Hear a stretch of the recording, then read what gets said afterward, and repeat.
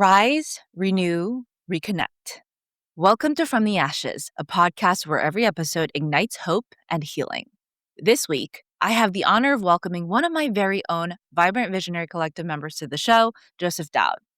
Born in South Korea and raised in the United States as an adoptee, Joseph grew up exploring cosmology, comparative mythology, and environmentalism. As an undergraduate at UC Berkeley, he fell in love with philosophy and went on to earn his master's and PhD in philosophy from the University of California, Irvine. He now teaches philosophy at California State University, San Bernardino, and is the author of Introduction to Asian Philosophy, a textbook on early Chinese, Buddhist, and Hindu philosophy. We're going to be diving deep into one of my favorite combinations of topics today: healing, psychedelics, and of course, philosophy. Joseph came to me at a tumultuous time in his life and has gracefully agreed to share his experiences, navigating his trials and tribulations, and the many powerful insights he has gained along the way. And the fire in the darkest night, the phoenix burns. It's ready for flight. Shadows may come, try to tear you apart, but you're the flame that Well, I'm glad to be here. Yeah. We're going to probably take this conversation all sorts of places today, but one of the things that I've learned about you through our time together so far is that you are fairly experimental, actually, in your own healing process. And I'd love to dive into some of what you have done over the past year to get to where you are today. And maybe what might help is actually painting a picture of where you were when you first started the work with me and how, what has evolved since then. So I'll let you have the floor. Yeah, well, in a lot of ways, I feel like I'm still dealing with a lot of the same stuff I was then. In a lot of ways, I feel like, you know, my whole outlook has changed. So it's pretty complicated. I'd say that what I was dealing with back then was just a really extreme frustration with how my life was going. And This the sense that kind of everything was always going wrong for me. There's chronic health issues I was dealing with. Insomnia was a big one, still is something that I struggle with. And also just the sense that things felt like they were always going wrong for me and that I could never catch a break and also whenever anything did go wrong, I would get really frustrated and, you know, just feel like this was one more example of my life being sabotaged. So that's pretty much what I was dealing with when you and I met. Up until that point, you reported to me how many different things you've tried. So give us a picture of that and maybe in your own words, tell me why you feel like that was not working. Yeah, yeah. Well, I had tried some pharmaceuticals. Actually, I didn't try as many different pharmaceuticals as some people might have before turning to other healing modalities, which I guess connects with your point about me kind of being a bit experimental, you know? But I definitely had tried some pharmaceuticals. I had tried psychedelics, a couple different kinds of psychedelics, along with the stuff that you're supposed to do with those, like psychedelic-assisted therapy and psychedelic coaching, that kind of thing. I had done CBTI, cognitive behavioral therapy for insomnia, which is like the gold standard for insomnia treatment. I was working, and I'm still working with a psychotherapist. So yeah, I tried quite a few things. I'd even done some really just kind of some experimenting with myself, like try like just seeing, okay, what will happen if I meditate for an hour every morning, and I did that for like 3 years straight. meditating for an hour every morning. What would happen if I just lay down and like once a day and just tried just not to control myself at all. Like if my body twitches or even if I like make noises or something, just let that happen. Let whatever happens happen. What will will I release some kind of tension or something? Those are the big ones that stand out. But yeah, I experimented with quite a bit. So, to give everyone an idea, there's this, I think this is a fairly common experience with a lot of people who deal with chronic health issues, whether they be physical or mental or both, it doesn't really matter. But a lot of the times we fall into a pattern of trying everything and nothing working, or something working temporarily and then it falling off and then going back to the same pattern. This is something that I observe kind of like across the board with people who are trying to bring real healing to their lives and not just even, get rid of the symptom. In your perspective, what do you think was missing from that approach? I think maybe the best example here is this CBTI, the cognitive behavioral therapy for insomnia that I tried. So when I started out with that, I actually started to get some what seemed like some really good progress in terms of improvements in my sleep.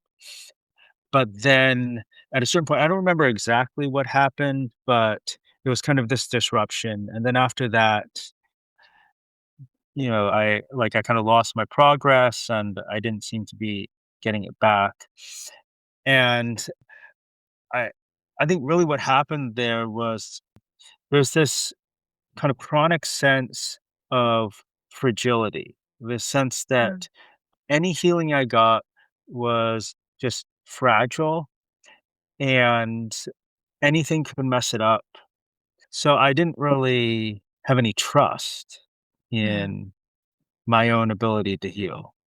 I you with your first question you asked, why do I think I haven't like what I was doing wasn't working. I think that was maybe the big thing. Everything I tried, I instead of becoming something that built me up so that maybe I wouldn't need it anymore, it became another practice that I felt like, well, I have to do this just to sustain where I am or things will get even worse.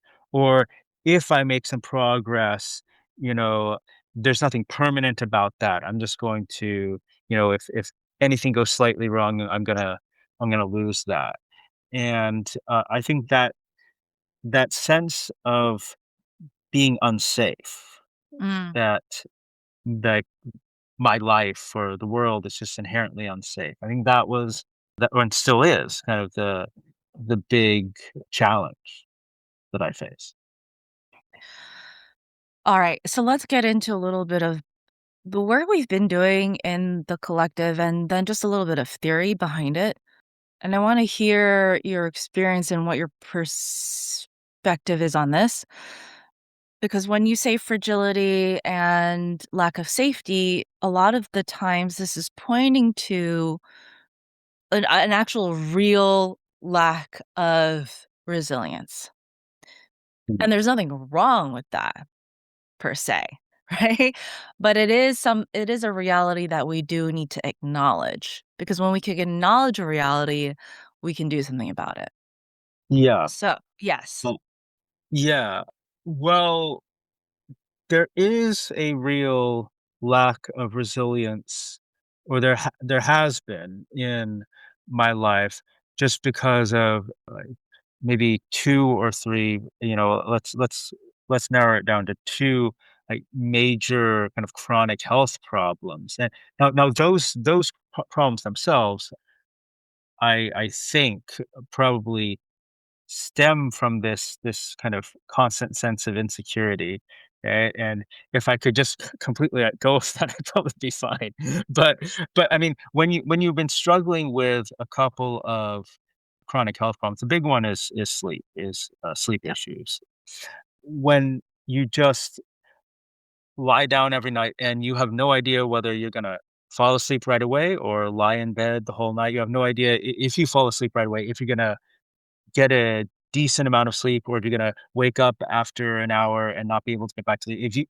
If there's just complete uncertainty Mhm. about that, well, that is a kind of unsafety, right? Yeah. Because we need sleep. Sleep, I remember reading a couple of articles or about seeing a couple of articles about how maybe it was the World Health Organization was saying that they thought sleep should be considered a human right because it's so essential to health.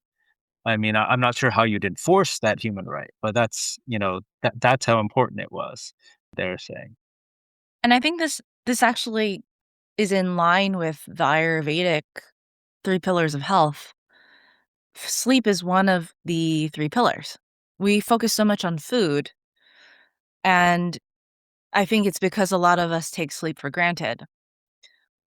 But it's not just sleep. I think there is this idea of rest that's very important.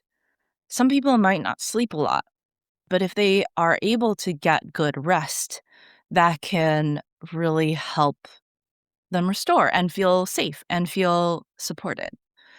But a lot of these like pillars of health is really pointing to how do we allow our bodies and minds to continue being supported in life. And restoration is one of them. Nourishment is the other, right? And then the other is kind of like the safety of the environment itself. And so yes, when one of the pillars is not being attended to or is not functioning properly, it's a real threat. And so that's why I say it's like it's important to acknowledge this as a real threat and do something about it. And it's not like when I say threat, it's not like, oh, I got to run away from something or, I have to panic about it. But really, when we're able to look at it, be like, okay, this is a problem that is there. How do I solve it? Then we can start to think of it more like a scientist would.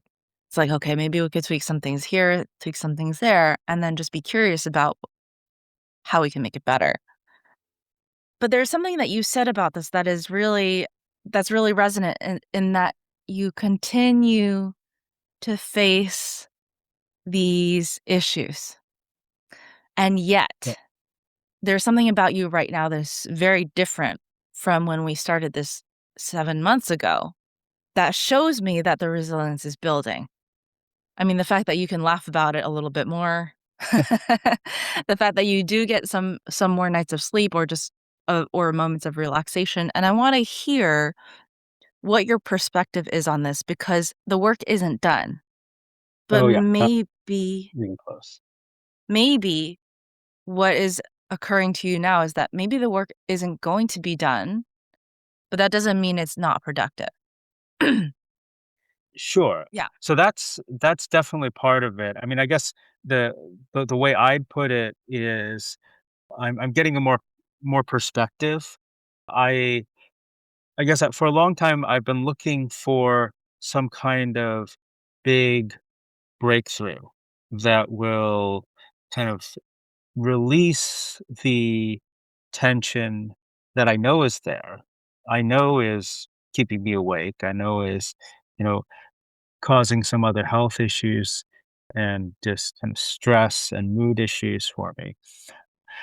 And so I was looking for some big breakthrough. And I think, some of the, what I would call psychological breakthroughs in the past, a couple of them due to like kind of intentional healing modalities that I pursued, probably maybe the two most profound, or at least profound seeming ones happening, well, not intentional. But I think those breakthrough experiences kind of maybe they I mean, they were meaningful and informative in their own way, but I think they kind of skewed my perspective in a way and made me think, okay, I need to get a real break, not one that's gonna kind of where the high is gonna fade away, Mhm. after a while, but just like what as happened with those past breakthroughs, but the one where, maybe it's not as intense, but it's longer lasting, or maybe it's like so intense it just rewires everything. But that's what I've been looking for a long time, a big breakthrough or a big transformation.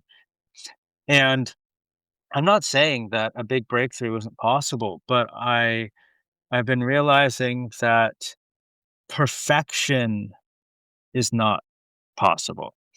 And I've been, you know, realizing, you know, I think that, I've had, and probably a lot of people have this misconception where they feel that, if they could only get this or that, like if I could only get Mhm. 8 hours of sleep every night and also have it like so locked in that I don't have to worry about it. Like I just know I'm gonna get 8 hours of sleep. Like if I get have that, and as you know, I've had issues with constipation, like for a very long time, right?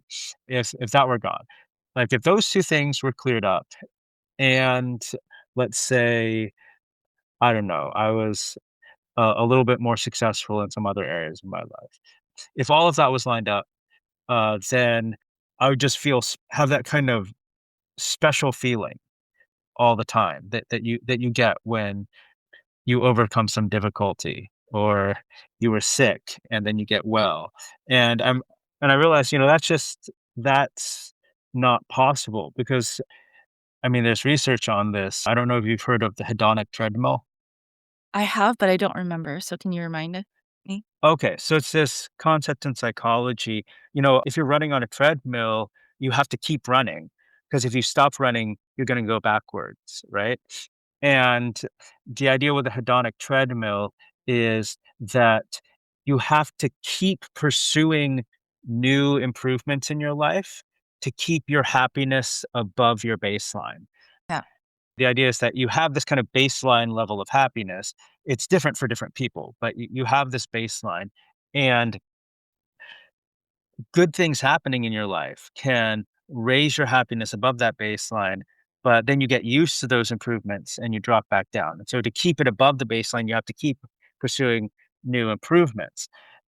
And, I was realizing that, like, if I got certain improvements in my life, I might be physically healthier, I might be richer, I might even be genuinely happier, like on a kind of a day to day basis. I might have like more joy, more enjoyment in Mm. my life. But is that were happening every day? Like, let's say that every day I were doing something that I just really loved and brought me a lot of joy. Okay, well that would be great. I mean, don't get me wrong. I'd love that, but I'd eventually get used to that, get used to having that in my life. And so it might feel happier. It wouldn't feel special anymore. It would just feel normal. And so, I it's impossible to have a life that just constantly feels special. And and I think, I'm not fully there yet, but I think just to fully accept that there's nothing out there that's gonna make me feel special permanently.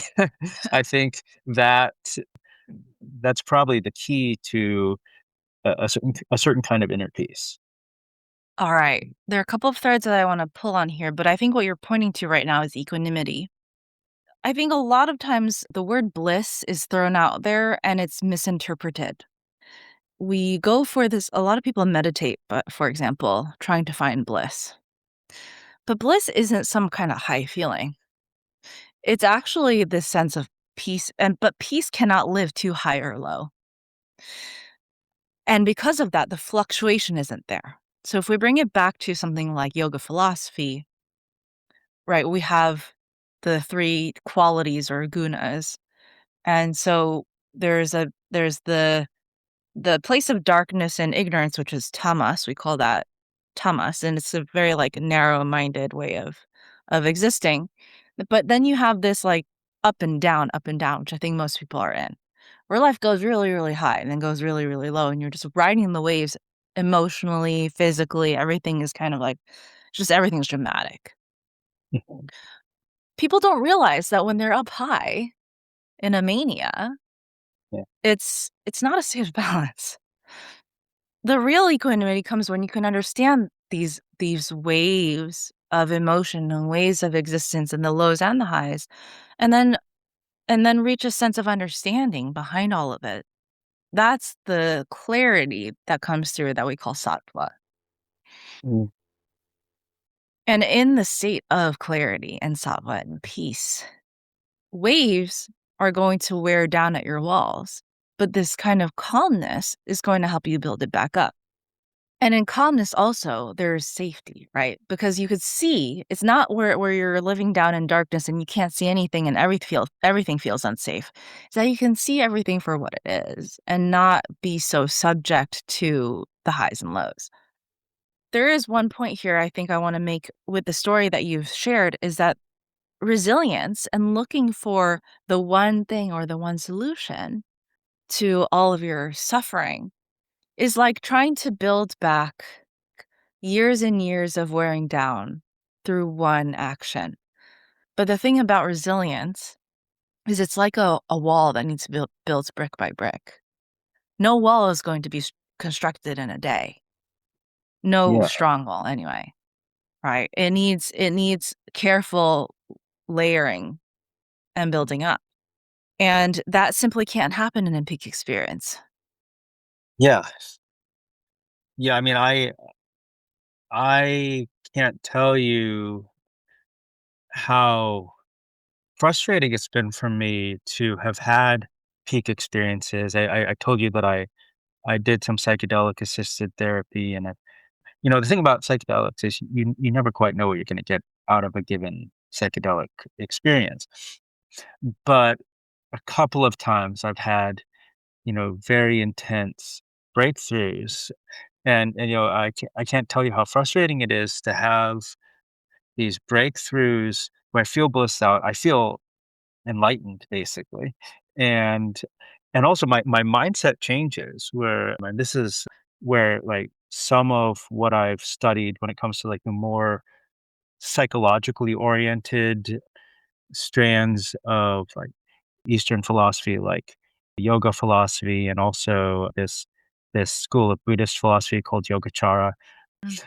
really became live to me because I saw how these ingrained kind of unconscious mental habits, what or kind of impressions, grooves that in yoga philosophy are called samskaras, right? How Yeah. those kind of color or structure how I experience, my everyday experience. It's funny, as I said, I was telling you that uh, at the time we met, one of the big problems I was struggling with, and I still struggle with a lot, is it feels like, it's just I can't get a break. Like it just like things always go wrong at the worst possible moments, and I don't understand why. And and during the kind of the bliss periods after these peak experiences, I didn't experience that at all. I like everything just seemed to flow. There didn't seem to be any problems. Now I don't think that I gained some kind of magic ability to ward off bad luck. I think what happened was uh, temporarily I just stopped negatively interpreting my experience. And Yeah. so, I just wasn't interpreting things as problems. And so, yeah, I can't tell you, to go back to what I was saying, I can't tell you how frustrating it's been to just to get these transformative experiences, and then despite doing all the integration work you're supposed to do, like talking to someone, journaling, that kind of, just see myself slip back into these negative patterns. But so you're right, healing can't just come from a peak experience. It's a very long journey. I mean, that's not to say at all that the peak experiences I've had and the work that I've done through those haven't contributed to the Mhm. progress that I've seen. But it's been a very slow kind of unfolding, I think, Mhm. for me. Yeah. So let's talk about peak experiences and their role in what I would call evolution or transformation or healing. Because this is where I think a lot of people invest a lot of their money and but hit the strongest walls. Mm. So,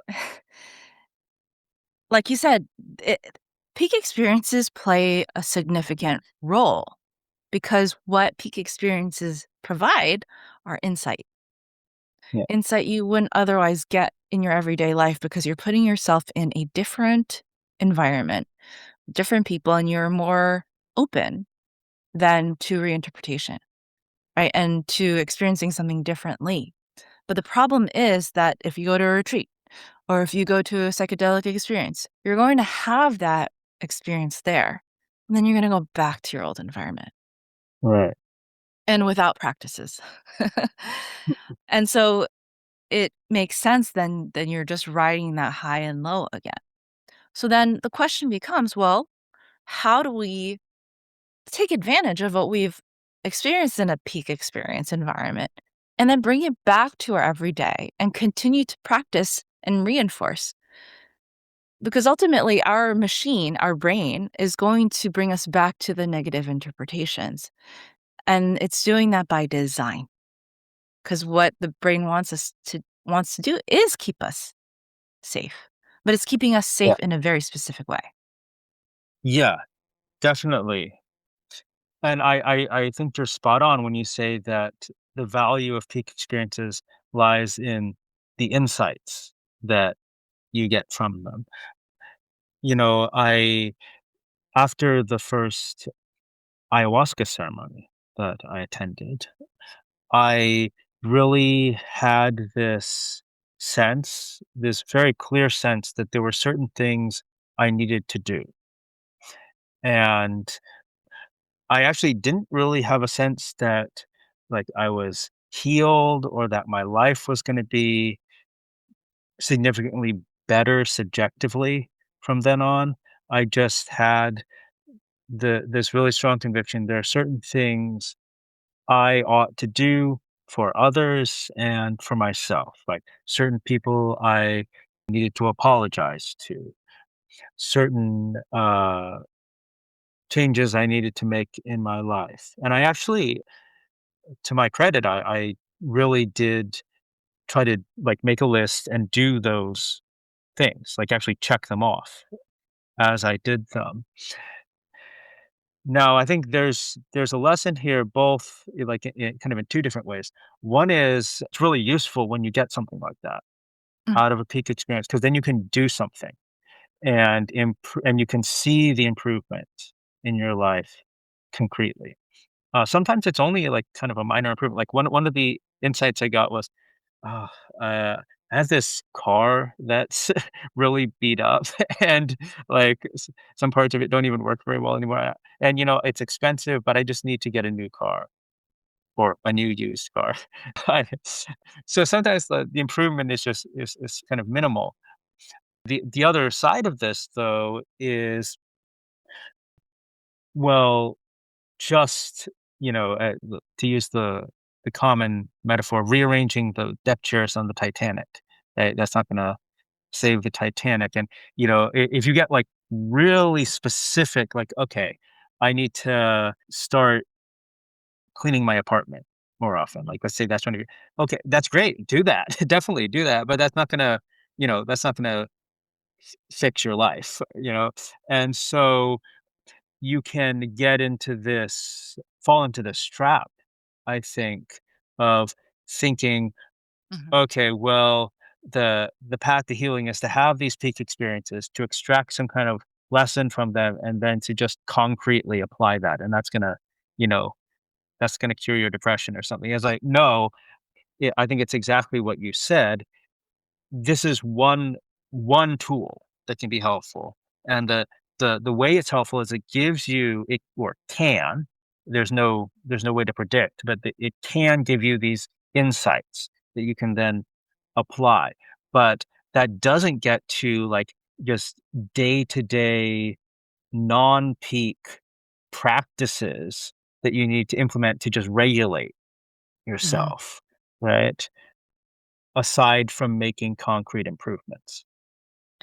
All right, so this is a perfect segue because I do want to really get into your most recent ayahuasca experience. Yeah. But before we do that, because I want to get into it because it was different from all the ones that Oh, you've had before because of what we've been doing in the past half year.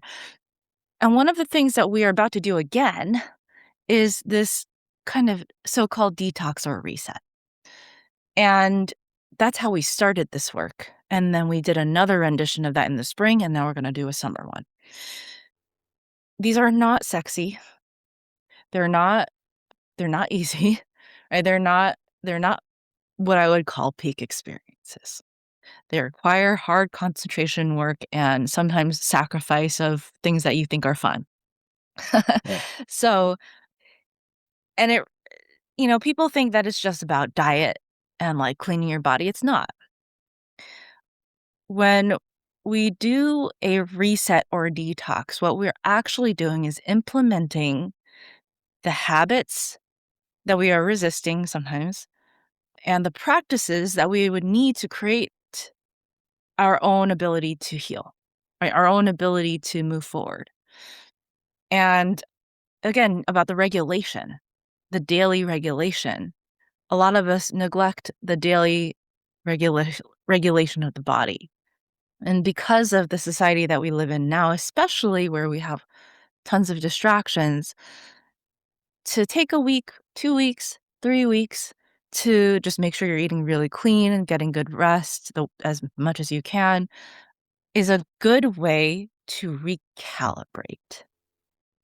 So I want to hear about your experiences with this because, as far as the work we've been doing, the collective, and seeing how you have progressed, I see that you have made probably the most lasting shifts through those experiences. But I want to hear your perspective on it. Okay. Yeah. Now, when you say through those experiences, do you mean through the peak experiences I've had, or do you mean through like the detoxes and the other practices that we've done in the collective? Yeah, just the simple things like the kitchari or the green smoothie or anything else that we've done. Why are those different from peak experiences? Yeah, yeah, yeah. So, okay, so I'll just say straight out, and I think I've told you this before. I think really one big aspect of what I get with the collective is the community. Just having other people on the journey with me or on their own journeys with me. I think that's supportive to see that there are other people who, are having struggles too and are, working on them. And but I think what's different about the practices in the collective is they're very explicitly designed not to be these kind of really intense peak experiences like the detox you do. I remember when I was on the ayahuasca retreat in Peru that I did just recently. Some people were worried about getting parasites in Peru. I don't think I got parasites, but some people were worried about that. And one person was suggesting, "Oh, hey, you need to do this. Try this product." That she tried this like really intense, like 1 day cleanse product where you take it and then like you completely just flush out your system.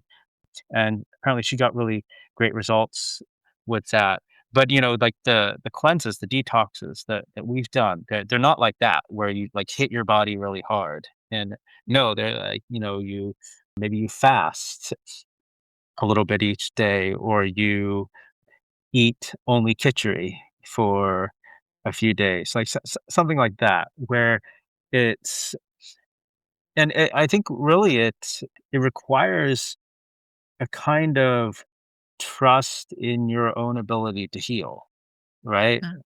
It's not like this pill that you're taking that's going to fix you from without. It's like, okay, I'm gonna be a little gentler on my body, or maybe with the fast, a little more demanding on my body, and I'm trusting that my body kind of knows what it's doing. So I'd say that's the big difference. Okay. And that's a big question for me is because in the beginning of this conversation, you were saying that you actually didn't have trust in yourself. How did you Yeah. well, okay, and you do mention this, like, the role of the collective and the community. Did that have anything to do with the trust you somehow mustered up to do with the detox, or is there something else that happened? Well, the you mean the kitchari detox? Because that wasn't, yeah. I mean, it was great, but I wouldn't say I needed a lot of courage to do Right, that. right. I think the whole idea, though, of, like, doing these is that because you just said, like, they do require some kind of trust in your body's own Sure. ability to heal, that I think you did say earlier that that was missing prior. Mm. Yeah, well, I think that it actually goes back to something else you've talked about, in our meetings, the collective meetings. You've you said at one point that, sometimes people have to reach a point where they become sick enough with how they've been thinking that they just realize, like, no matter what, they have to let go of that old way and change. No matter how much of Yeah, no matter how much it means, like, giving up their old identity or their old sense of, like, how they think and who they are, they're so miserable with how things are going that they realize they need to change. And now I haven't gotten to the, "Okay, I'm going to, you know, move to Nepal" version of that, but I think I've gotten to the point where, I've like, I did the kitchari diet, and, like, even though it was a big change from how I normally eat, not in a bad way, but it was just a big change, nothing went wrong. Like, and seeing that, and also seeing how when I do everything right, like, I try to follow my routine, my schedule that I very carefully crafted.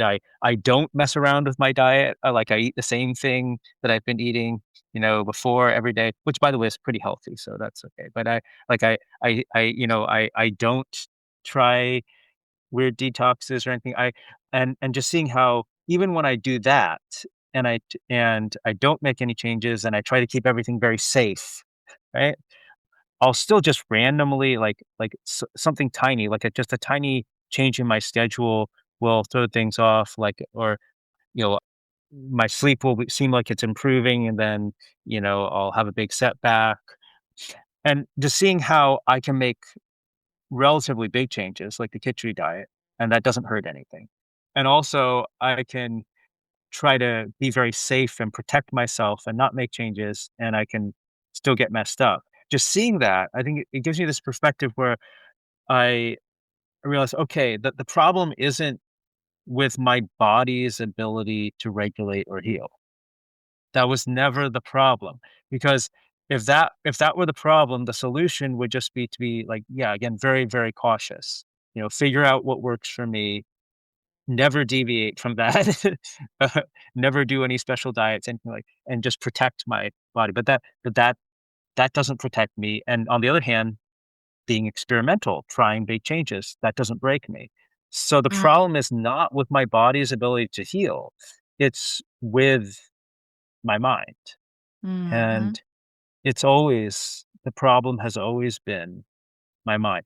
I'm not saying there isn't, like, maybe a bodily cause, some bodily causes to that mental dysregulation, but the like we might not have time to talk about this, but I recently, like, started seeing a physical therapist and a a chiropractor just to get their perspective on some things, and there is something weird going on with my musculoskeletal system. So and the body affects the mind, right? So I'm not saying there aren't bodily, like, somatic reasons for this, for m the psychological challenges, but it's it comes down to psychology, it comes down to my mind.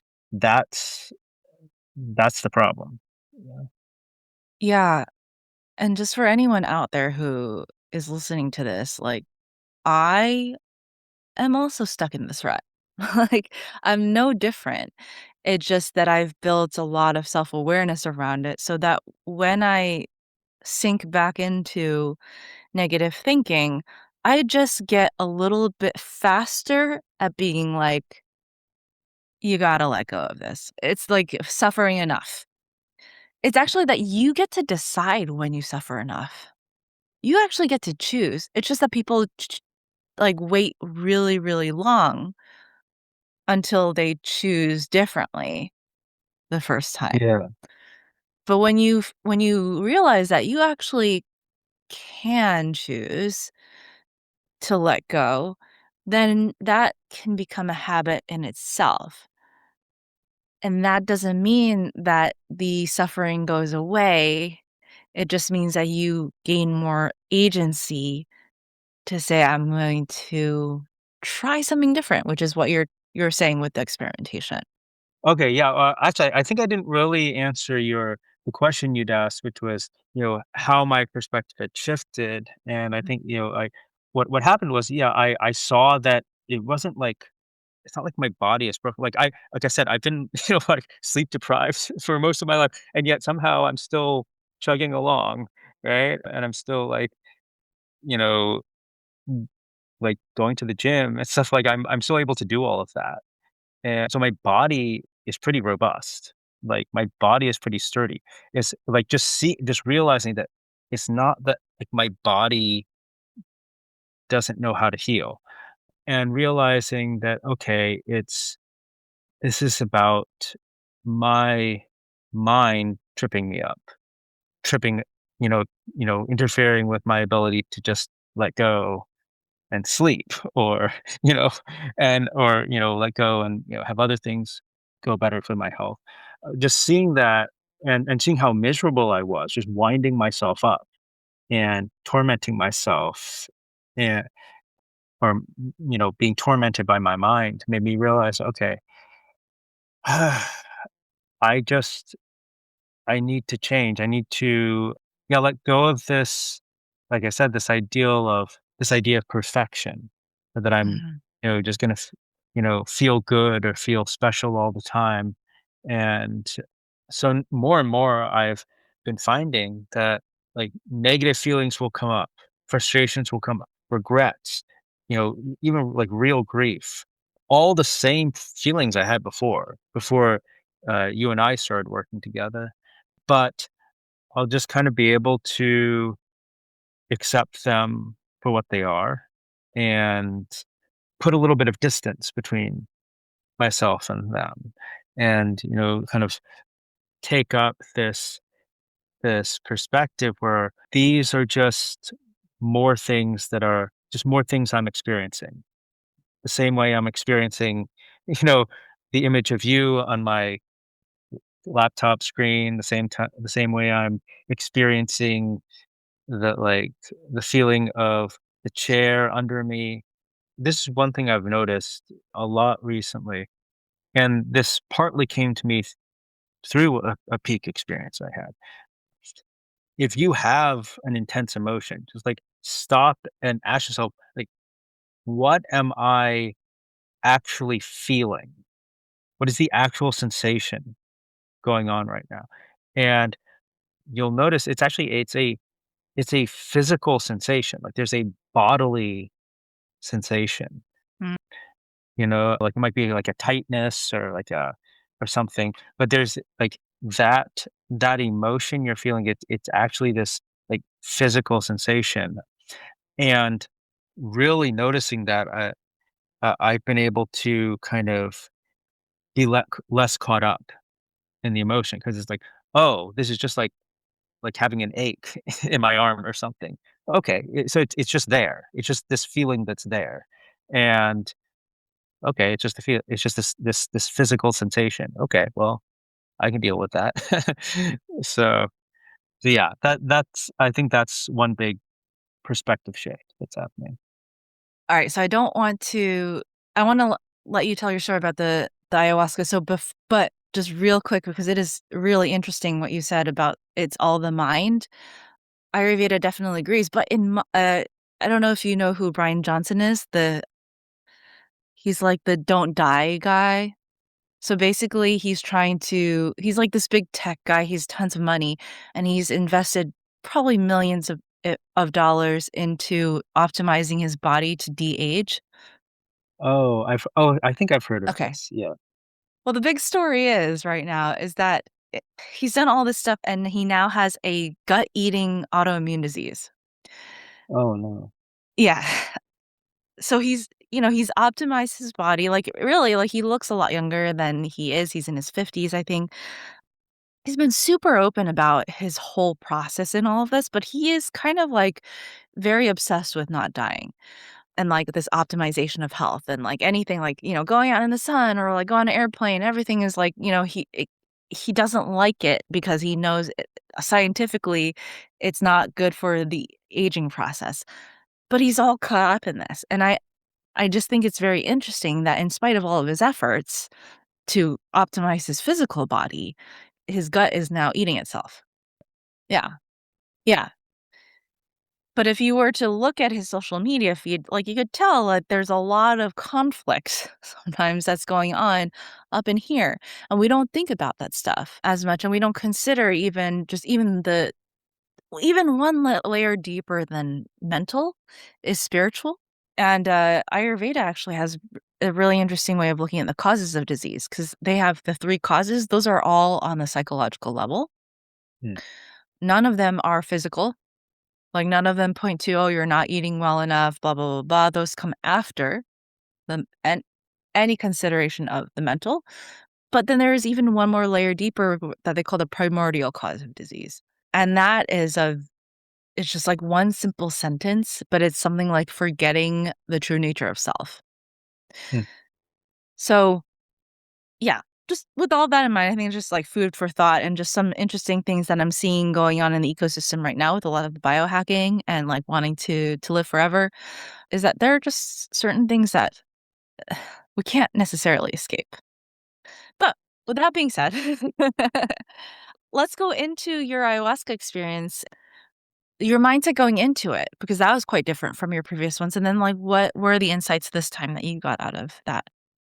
Okay, so I think it's helpful here to talk about the the ayahuasca ceremony. This was a while back, but that I had the most recent one I had before the going into the retreat that I went to in Peru.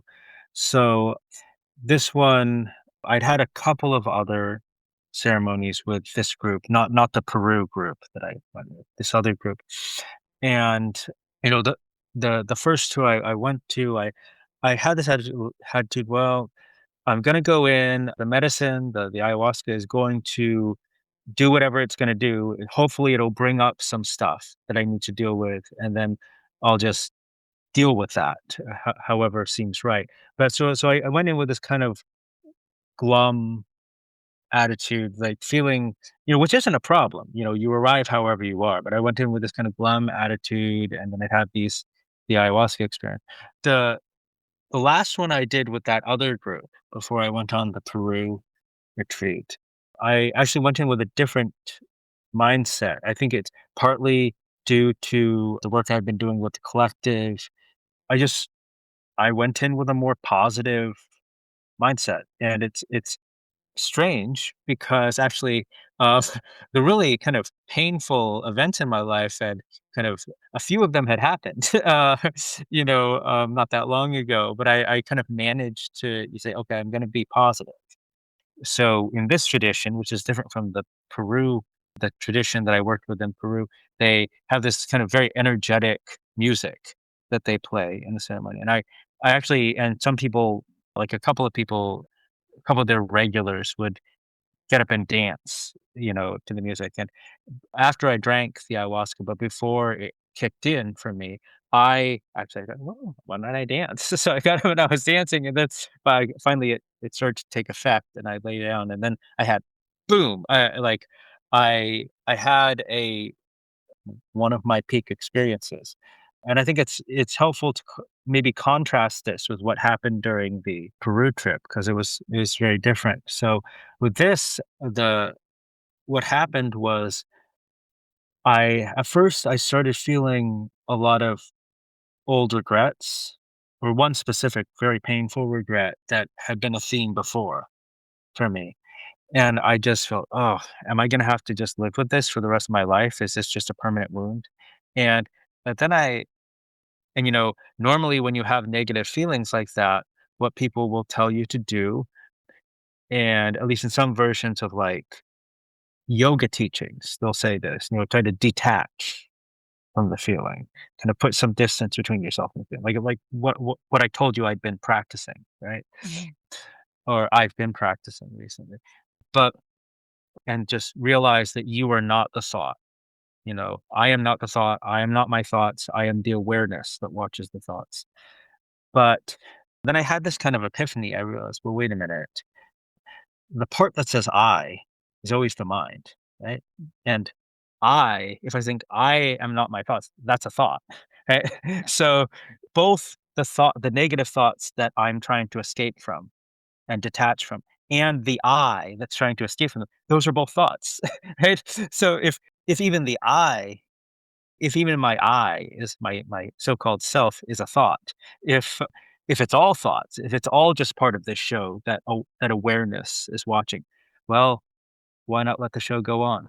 And so instead of the I trying to detach from the thoughts, this time the I actually had this image of a kind of embracing, like the the grief. And when I did that, when I embraced the grief, something flipped, and I really had insights, like clear insights that I can put in plain English, like that a lot of people care about me, and that I should be able to love myself, and that I'm fine just the way I am. And all these, you know, wonderful, beautiful insights.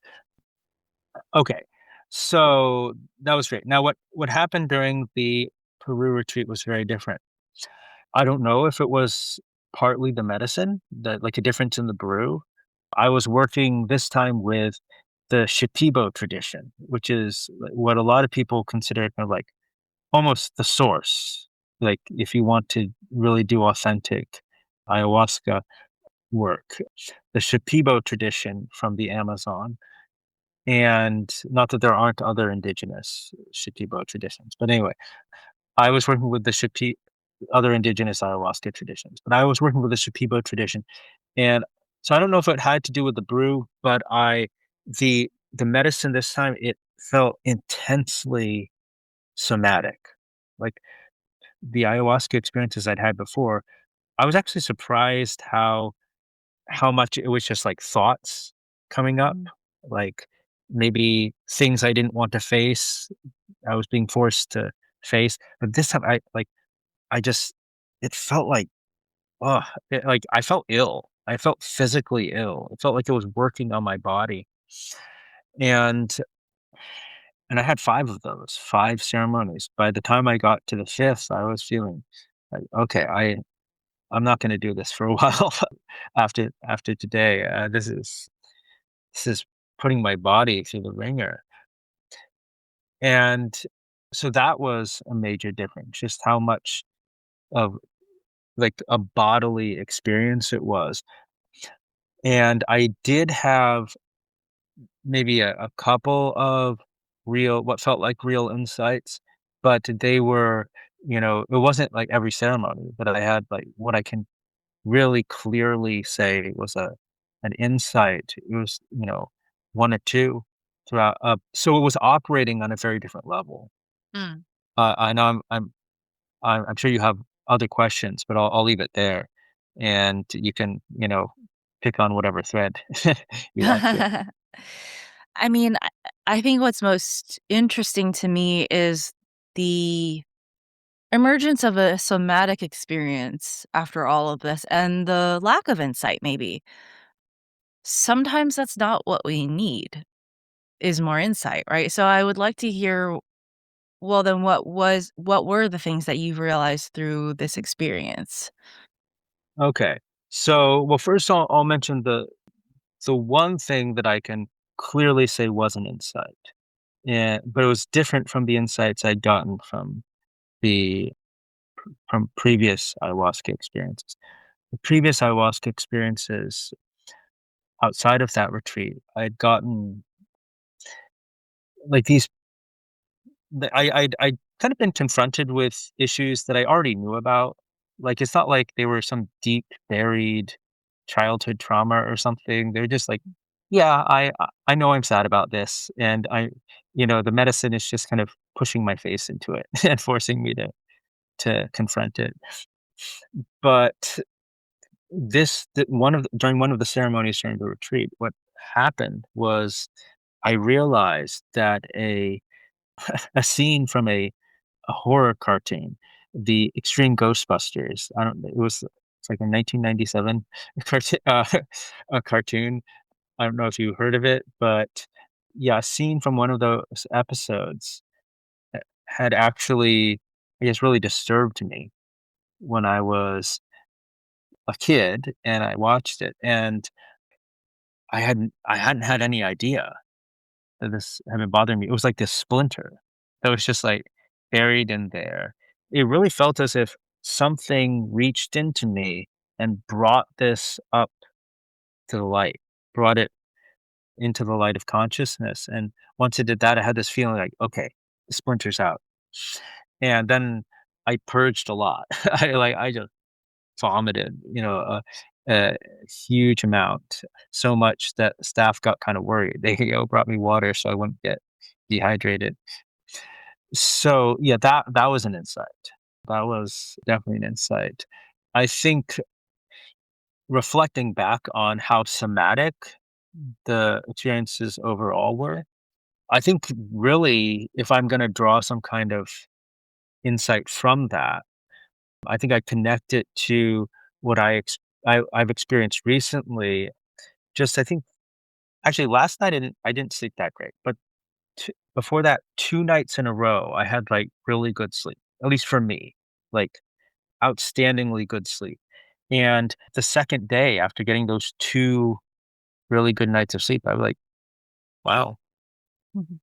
I feel like I mean, I just wasn't tormented, like, I still had the same, regrets and stuff, but I was kind of okay with them, and I was really, "Wow, this is what it feels like to just have gotten consecutive nights of good sleep." And I think what that speaks to is that, again, this emerging realization that I'm not, like, physically broken. My body is fine. Like, and really, if I think if my body were really well regulated, I think that would, I think that would be a game changer for me, I think, in terms of my emotional well-being. Now, there's kind of a chicken and egg problem here, right? Because emotional turmoil, I think, is the reason I'm having trouble sleeping, having these other bodily issues. But it really made me realize, like, how crucial, how central the somatic aspect is. All right, so I'm gonna pull on that thread almost literally here is have you seen Spirited Away? Yes. Okay. So there are 2 scenes that I'm thinking of right now that speak to this. There's almost like that that image of pulling the thorn out leads to a release. Literally for you, actually. You did a massive vomiting, right? Literally all the stuff came out and then you were able to let go. Actually, that's what Ayurvedic detox is also built upon. The panchakarmas is a lot about that purging. But that aside, the scenes in Spirited Away that I'm looking at are the one with the river spirit that was so polluted, and Sen had to go in. She pulled the bicycle out, and everything just came out of all of the pollution, all of the junk came out, and he was finally able to literally give a sigh of relief and fly away. Yeah. And the other scene actually is maybe even more poignant is the scene where Kaonashi, the no face, where he's like just eating, eating, eating, eating, eating, and he walks up to Sen, he's offering her this gold, she doesn't want it. And it's almost devastating to him because he like his whole at that time, like, he's just consumed by this greed of, like, holding on, giving more, more. This is like a classic, actually, kapha imbalance is, like, you you want to hold on to more so that you can be of use to others, and you're trying to give away this, like, accumulation, but to someone who doesn't have that attachment to that accumulation, it doesn't have any value, and so he ends up, again, purging. Right, all of this. I don't remember. Oh, it was the soap thing, I think that made him no, it's not the soap. Something made him purge, I Um, don't. well, I know he they did wash him off, right? And he That was the or am I river thinking spirit. about a different okay, the river spirit, okay. Yeah, so Kawanoshi, I don't remember what exactly made him purge. It might be that he just ate too much and then just let go of all of it, but there's always this kind of breaking point or, like, a thorn that needs to be pulled out, or if you're sick of your own stuff and you eat too much and you just have to let go, and then you're back to yourself, Yeah. right? You're back to this a clear self, and yeah, so, like, I'm looking at your story and how it was that the thorn was kind of like the insight from a mental perspective, and then the somatic was the purging, and then the result was, like, the letting go of tension that allowed you for the night's rest. Right, and so, that's kind of a peak experience because what happened. Oh, yeah. That was a peak experience. You know, I it really felt like something had been healed Yeah, in that thorn being pulled out. Yeah. but now the challenge is to continue to keep the container clear.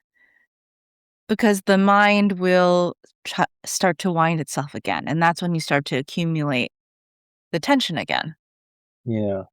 Yeah. Yeah. I mean, see, I think one thing that speaks to like, I go back and forth on how much I want to how much it's even good for me to invest in what people like to call inner work, Mhm. because I've done a lot of, I mean, we've talked about like trying to kind of put some distance between yourself and your feelings and kind of like sort of like deal with them. And along those lines, you probably heard of internal family systems therapy.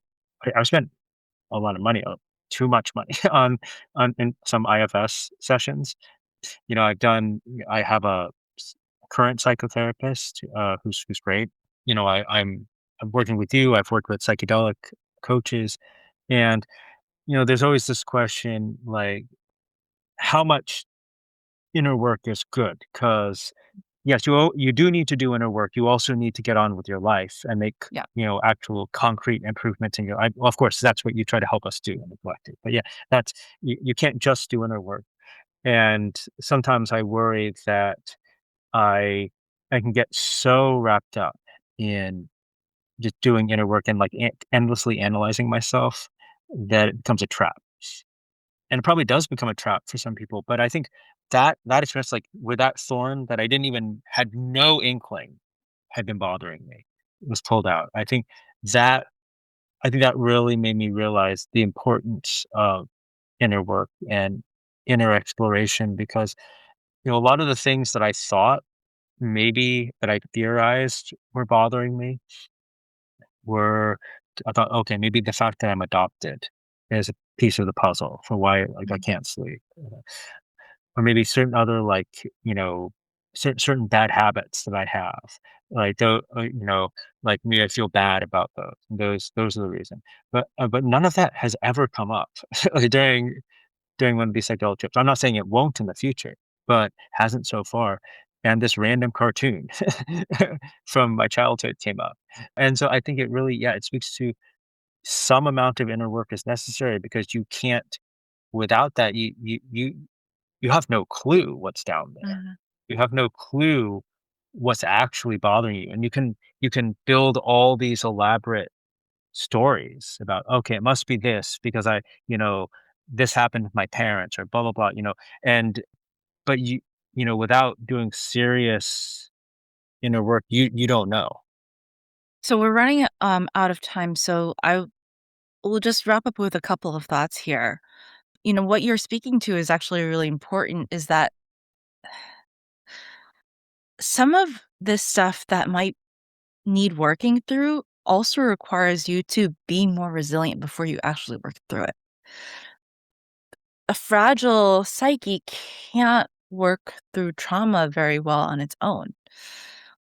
And so I think the pairing of doing a peak experience in inner work and doing more of like the habitual work and the building up and just like the day-to-day taking care of yourself, they have to go hand in hand.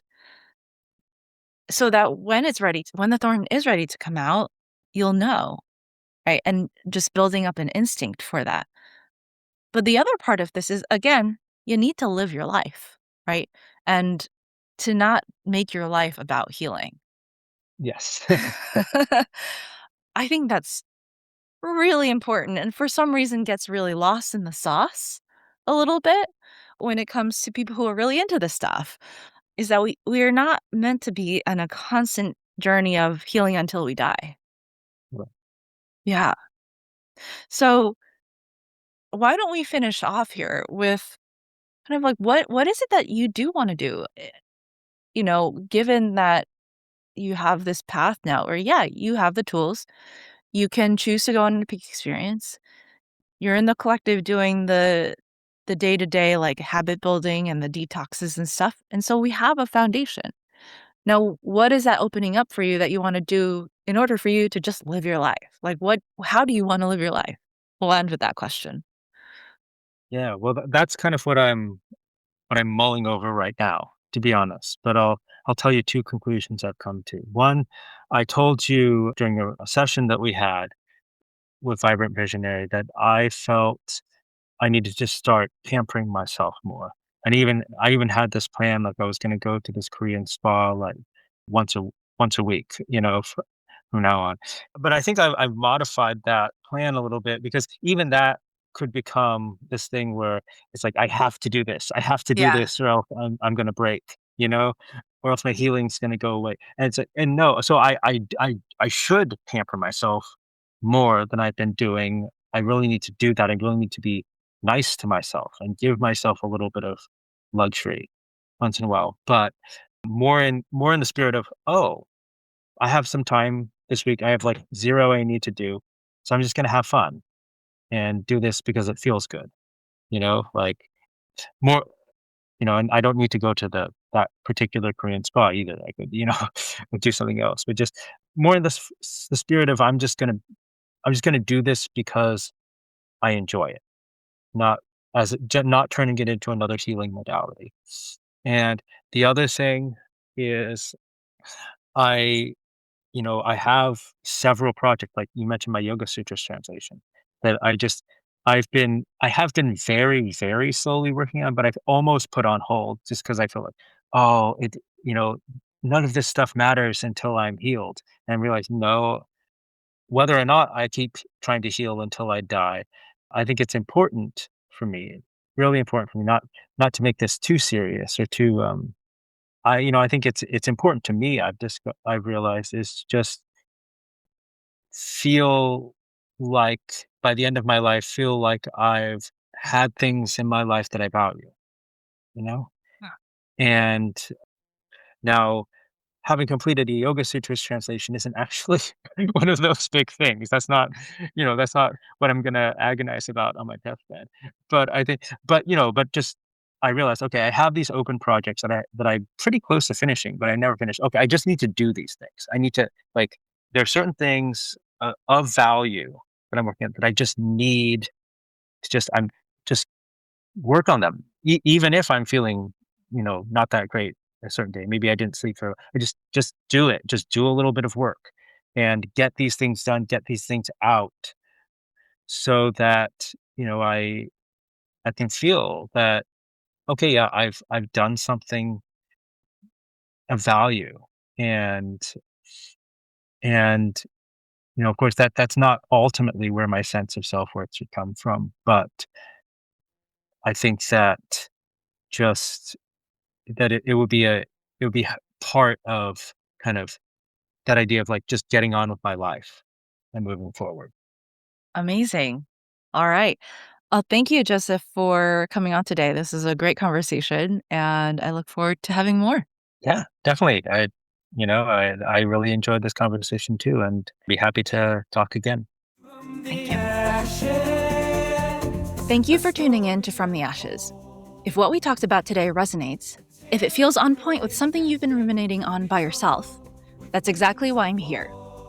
From the Ashes exists for people who are tired of pretending life is fine and are ready to explore what it takes to truly embrace the road to who they really are. Every conversation is an honest, unfiltered account of someone's real life and the path they're walking toward a life they actually align with. If you want to explore this further for yourself, come join me in my Vibrant Visionary newsletter. It's a bi-weekly letter filled with the reflections, podcast updates, and what I'm contemplating between episodes. You can find the link in the show notes below. Thank you so much, and I'll see you next time.